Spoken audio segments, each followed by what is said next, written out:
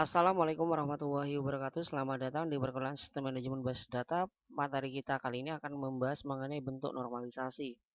Adapun outline pada pertemuan kali ini adalah bentuk-bentuk normalisasi. Bentuk normal pertama 1NF, bentuk normal kedua 2NF, bentuk normal ketiga 3NF, boycott normal form BCNF, bentuk normal keempat 4NF, dan bentuk normal kelima adalah 5NF. 1NF, suatu relasi disebut memenuhi bentuk normal pertama atau 1NF dan jika dan hanya jika setiap atribut dari relasi tersebut hanya memiliki nilai tunggal dan tidak ada pengulangan grup atribut dalam baris. Bentuk 1NF tidak boleh mengandung grup atribut yang berulang. Tujuan membentuk 1NF adalah semantik tabel menjadi lebih eksplisit. Semua operator aljabar relasional dapat diaplikasikan pada tabel. Contohnya di sini ada tabel sales, di mana di sini ada ID sales, ada nama sales, ada telepon. Ini adalah contoh non-atomik, tidak normal, bukan bentuk pertama. Kita akan jadikan bentuk pertama. Di sini ada primary key, ada ID sales, ada nama sales dan telepon, sehingga nanti tidak ke samping untuk nomor teleponnya. Selanjutnya adalah tabel buku, di mana di sini ada ISBN, tahun terbit, ID pengarang, nama pengarang, ID pengarang, nama pengarang. Ini adalah bentuk tidak normal. Kenapa? Karena pengarang lebih dari satu, sehingga terjadi pengurangan atau repeat. Kita jadikan menjadi bentuk pertama. Di sini ada primary key-nya ISBN, tahun terbit, ID pengarang, dan juga ada nama pengarang. Selanjutnya adalah 2NF, suatu relasi disebut memenuhi bentuk normal kedua, 2NF jika dan hanya jika satu memenuhi satu NF, setiap atribut yang bukan kunci utama tergantung secara fungsional terhadap semua atribut kunci dan bukan hanya sebagian atribut kunci atau full functional dependent. Untuk normalisasi ke bentuk 2NF, maka tabel 1NF didekomposisi menjadi beberapa tabel yang masing-masing memenuhi 2NF. Bila terdapat ketergantungan parsial, maka harus dieliminasi. Tujuan membentuk 2NF yang pertama adalah semantik tabel 2NF menjadi lebih eksplisit atau full functional dependency. Yang kedua adalah mengurangi update anomali yang masih mungkin terjadi pada 1NF. Contohnya di sini diketahui tabel R sama dengan ABCDE, AB kunci utama atau primary key, sedangkan functional dependency adalah AB, di mana tergantung pada CDE, maka R memenuhi 2NF sebab AB tergantung dengan CDE. Berarti AB tergantung dengan C, AB tergantung dengan D, dan AB tergantung pada E. Jadi semua atribut bukan kunci yang utama tergantung penuh pada A dan B. Contoh selanjutnya adalah bagaimana bila R sama dengan A, B, C, D, E, tetapi functional dependensinya adalah AB tergantung dengan CD dan bukan dengan B tergantung dengan E. Apakah memenuhi 2NF? Jelas bahwa R bukan 2NF karena atribut E yang bergantung hanya pada atribut B saja dan bukan terhadap AB. Dari functional dependency atau full dependency, AB tergantung dengan CD juga mencerminkan bahwa hanya C dan D saja yang tergantung secara fungsional terhadap A dan B, tidak untuk E. Jadi bukan 2NF. Untuk mengubah menjadi 2NF, lakukan dekomposisi menjadi R1 sama dengan ABCD dan R2 adalah BE. Tanpa R1 dan R2 memenuhi 2NF. Contoh yang lain adalah diketahui workshop sama dengan di sini ada NIM, modul biaya, grade peserta workshop. Di mana di sini ada NIM, modul biaya, modul tergantung dengan biaya. Jadi ada K-nya NIM sama dengan modul, full dependensinya adalah modul tergantung dengan biaya. Biaya ditentukan oleh modul yang diambil oleh mahasiswa. Tabel biaya peserta workshop di sini ada NIM, modul, biaya, dan grade. Yang pertama ini adalah normal pertama dan ini bukan normal kedua sebab dalam tabel ini biaya tidak tergantung terhadap kunci NIM dan juga modul. Selanjutnya di sini ada modul tergantung dengan biaya. Di sini NIM modul tergantung dengan biaya dan juga grade. NIM modul itu adalah K. NIM modul itu tergantung dengan biaya secara parsial. NIM modul tergantung dengan grade itu secara full. Maka yang secara parsial ini harus dieliminasi. Jadi di sini ada dekomposisi. Yang pertama adalah NIM modul grade. Yang kedua adalah modul biaya secara full dependensinya seperti itu. Selanjutnya di sini kalau kita implementasikan, di sini ada workshop, memiliki atribut ada NIM, modul biaya, grade. Sehingga untuk pekerjaan pertama di sini NIM, modul, grade. Yang kedua adalah modul dan biaya untuk pekerjaan yang kedua. 3NF, suatu relasi disebut memenuhi bentuk normal ketiga atau 3NF jika dan hanya jika yang pertama memenuhi 2NF. Dua, setiap atribut yang bukan kunci tidak tergantung secara fungsional terhadap atribut bukan kunci yang lain. Dalam relasi tersebut tidak terdapat ketergantungan transitif pada atribut bukan kunci. Atau suatu relasi disebut memenuhi bentuk normal ketiga jika dan hanya jika setiap full dependency non-trivial ada X bergantung dengan A, di mana X dan A atribut atau kompositnya memenuhi salah satu kondisinya, yaitu adalah X adalah super K dan A merupakan anggota kandidat K, disebut juga dengan prime atribut. Jika suatu relasi sudah memenuhi 2NF dan tidak memenuhi 3NF, maka untuk normalisasi ke bentuk ketiga, tabel 2NF didekomposisi menjadi beberapa tabel hingga masing-masing memenuhi 3NF. Tujuan membentuk 3NF yang pertama adalah semantik tabel 3NF menjadi lebih eksplisit atau full functional dependency hanya pada primary key, menghindari update anomali yang masih mungkin terjadi pada 2NF. Catatannya, jika suatu relasi memenuhi 2NF dan hanya memiliki tepat satu atribut yang bukan kunci utama, maka relasi tersebut sudah memenuhi 3NF. Contohnya di sini diketahui R sama dengan ABCDE, AB kunci utama atau primary key dengan dependensi ketergantungannya A, B tergantung dengan CDE dan C tergantung dengan DE, maka R bukan 3NF sebab atribut D dan E bukan kunci utama, bergantung secara fungsional kepada C yang juga bukan kunci utama. Melalui ketergantungan kunci diketahui A, B tergantung dengan CDE karena sifat refleksif, maka A dan B sehingga A dan B itu juga tergantung dengan ABCDE. A dan B itu adalah super K. Diketahui C tergantung dengan DE karena sifat refleksif, maka C sehingga C tergantung dengan CDE. Karena C juga tergantung dengan ABCDE, maka C bukan super K.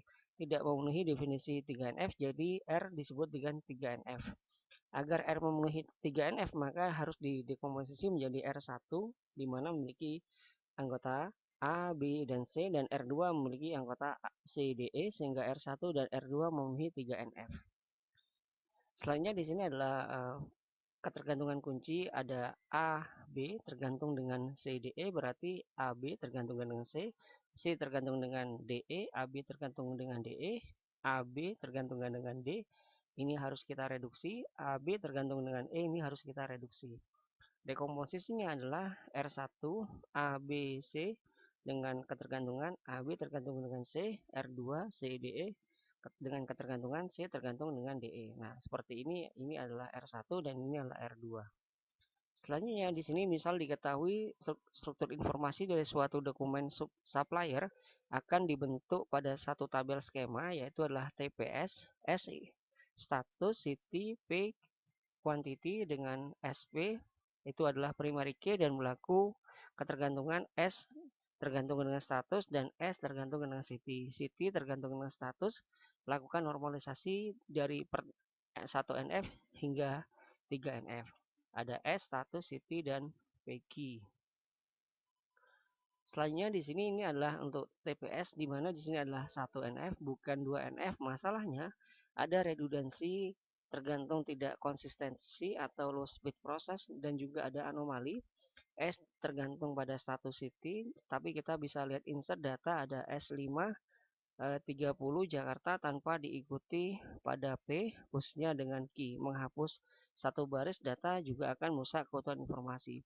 Solusinya di sini untuk TPS akan didekomposisi menjadi TPS 1 dan TPS 2. TPS 1 di mana di sini ada S, ada status city, ini adalah 1NF, 2NF dan bukan 3NF. Transitif. S tergantung pada city, city tergantung pada status. Sekarang kita dapat menambah data S5 30 Jakarta secara aman. Tapi masih ada anomali karena city tergantung pada status, maka kita tidak bisa entrykan data city karena belum sebelum status mempunyai nilai. Penghapusan satu baris sebagian data city juga bisa merusak keutuhan informasi S. Selain itu masih ada redundansi pada status dan city.